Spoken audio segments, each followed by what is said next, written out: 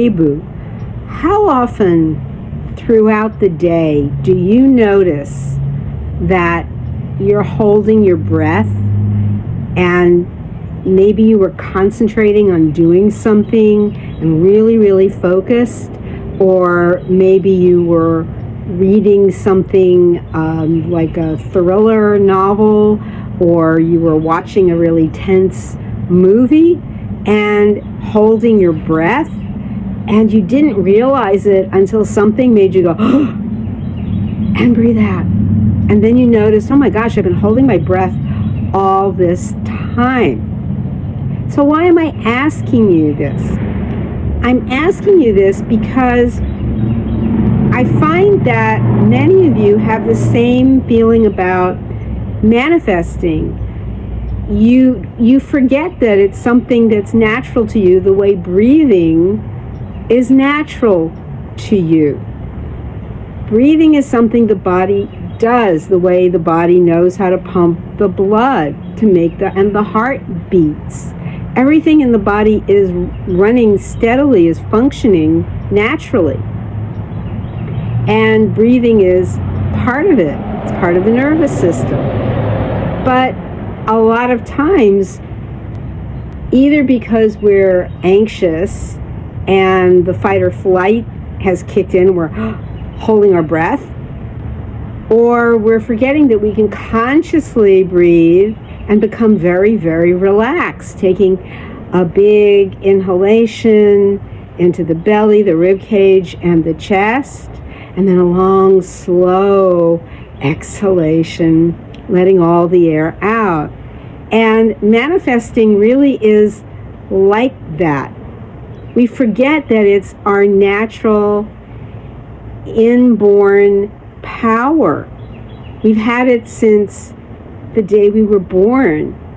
And we even could imagine all the circumstances of being born, where we were going to be born, who we were going to be born to, what they were like. All of that happened before we were born. So we were actually already on the manifesting path before we even came into the life that we have.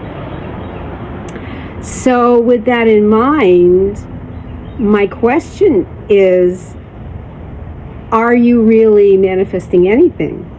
And that's why I say at the beginning of this, you are not manifesting anything. It's because the process is natural. The process is innate to you. So it's not a process of having to do something the way we learn to type or learn to drive a car or learn to use any kind of piece of a lawnmower or a sewing machine or whatever it is, or operate a dishwasher.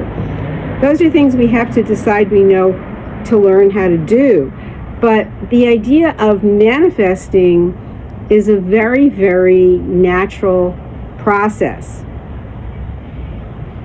It's when we decide that we are going to be a conscious manifester, because we hear about manifesting, we hear about Neville Goddard, we hear about Abraham Hicks, we hear about Dr. Joseph Murphy, and a lot of other teachers, Florence Scovel Shinn, who are authors, who are in this movement called New Thought. And it can get very confusing because now it's got a set of operating instructions. And it's like as if I said that your breath has a set of operating instructions. So yes, if I was teaching a yoga class, I taught yoga for 20 years, and if I was teaching a class, there would be certain types of practices with the breath where I would be giving instructions to hold the breath in for a certain length of time, to exhale for a certain count of 4, and then hold it out for a count of 4, breathe it in for a count of 4, hold it for a count of 4, or whatever the proportions were going to be. So then it becomes something like, oh, we might start to feel resistance, we might start to wonder if we can do it, we might start to feel all kinds of anxiety about holding the breath, or gets in my chest and I feel constricted, or I can't bring the breath into my belly, and we get all these ideas about breathing. And we get that it's difficult. which is an idea that the mind comes up with because it's new and it's a little freaky and it feels unusual. And it's the same thing with manifesting. It's suddenly it's got a set of instructions and it feels all kinds of freaky and weird. And we start doubting ourselves. We start wondering if we don't have confidence, we don't have patience, that we have doubts, that we don't see what we wanted. And like in yoga, I would get a lot of people who came into starting a yoga practice at a later stage of life. And I would say to them, if you can breathe, you can do yoga. And it's the idea of if you can just breathe naturally, just the natural way you breathe, you can do a yoga practice. It's the same thing with manifesting. That if you imagine what you want, you have it. It's being comfortable with the idea that it doesn't feel weird or freaky or strange, that you already have your desire. Believe and ye shall receive, as Paul says in the Bible. It's yours. So in that sense, it's when we put our doubts in front, we put our uncertainties, we feel out of alignment. It's a very yoga-like situation, because in yoga I'm teaching people about alignment, how the body should, ideally, to feel the best in a particular yoga pose, where to place your head, your rib cage, or your hips, or how to stand in the best way to feel optimal. And suddenly it's got a certain way, but we know that it can make you feel better. So we offer these things in manifesting to say, relax, you have it. Relax, you already know this. Relax, you already have it. This already belongs to you. The abundance belongs to you. It's your birthright.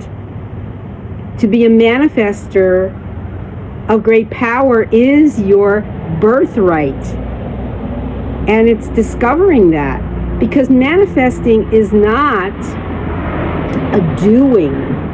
It's not a thing you are doing the way people will often say, I'm manifesting a house, I'm manifesting a job, I'm manifesting a vacation, or with, Valentine's Day coming, I'm manifesting an SP. But it's not about that you're manifesting it, because that sounds like you're concerned with a series of events that has to take place where you are involving yourself and thinking about what you have to do in order for it to happen. It's not a doing, it's a way of being. And I could say the same about when I taught yoga. It's a way of being that you feel comfortable in, that becomes part of who you are. And manifesting is just like that. It's a natural process. It's meant to be easy. It's meant to be easy. It's not meant to be something you're constantly overthinking. And sometimes there's a part of you that wants to hold back and wants to overthink, because if your tendency is to overthink things or complicate things, then having what you want gets more complicated. So relax about it. If you can relax about it, you will find it's much easier to receive it. But if you're stressed, it's going to be harder. So the more you can do in terms of being aware of whether you're feeling, when you think about what you want, if you're feeling tense and stressed about it, or if you're feeling happy and excited that it's coming to you or that you have it. A Course in Miracles says being and having are the same thing. And this is exactly right, because the state of being, your desire is part of you. God, the self, if you say the self, the higher self, the cosmos, the universe, gives you the desire because it's there for you to, in a sense, to be transformed as you have it. It's clearing your mind of everything you thought you were that was not deserving of it, which is why it says, be transformed by the renewing of your mind. Be transformed by the renewing of your mind. That when you change your mind about who you believe you are and relax into the idea that you have it, this is your transformation or even resurrection, that you are rising to the highest in yourself to claim your desire. If you have a lot of judgments about yourself and your self-talk is full of a lot of self-beating up, it's going to, then you want something and you wonder why it's not showing up for you, or you're not aligning with the events that you would want to happen for it to come to you in a spontaneous, easy way. You're thinking the same old things about yourself, it's not going to happen. You can't kind of say you want one thing, but your thoughts are the same old. Manifesting, the idea of even believing in the history of the word, the etymology, is about having faith and confidence right there. It must come from to be, and the first syllable of believe is be, to be that confidence, to be that faith, to be that love. And that is what brings your desire to you. It's not meant to be a challenge. And I remember one time, it's a teaching buddy was teaching a class of beginner students, a yoga teacher buddy, and she was quoting from an ancient book, an ancient Hindu book about yoga called the Yoga Sutra, which means a lot of yoga statements.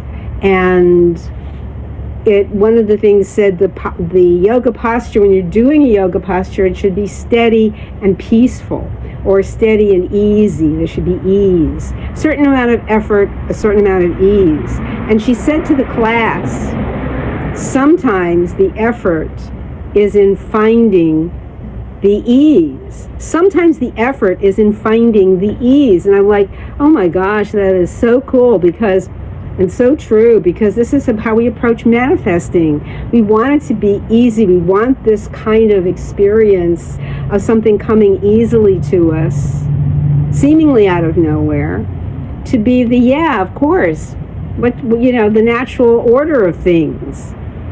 And it's so difficult to see that for a lot of you, that the effort is in finding that it's easy. The effort, the struggle, the uphill all the time, the doubting, the not seeing it, keeps showing up. So it makes it, when you're not seeing it, and you're more focused on not seeing it than feeling it that you have it, or being the person who has it, and living each day in that confidence, waking up in that feeling of knowing what it would feel like to have it, then the effort is more about how to find that. And then your more of your questions are that I get are around the doubting and the not seeing, and maybe watching one of our one of the videos and going, I tried that and I'm still not getting anywhere. Try it again. Watch the video again. Back away from the idea that there's anything running interference in that play. It's just easy. And it's the idea can begin with a thought. What would feel good? What kind of feeling do you want to have? Let it be the easiest thing that can come to you. Things that are natural, things that are relaxed. Maybe it's taking a walk, maybe it's making a cup of tea or coffee. Whatever it is. Maybe it's waking up in the morning and just stretching. But whatever it is, it's easy, it's relaxed, it's natural, it's part of you. It comes from inside you outward. It's not the other way around. And it's when we keep falling back into that idea of it's got to come from out there to me, then you feel like you are trying to manifest something, but really you are not manifesting anything. You're not, because if you are, there's nothing to manifest. I know it's about saying, Neville said, yes, creation is finished. So you're not trying to create anything.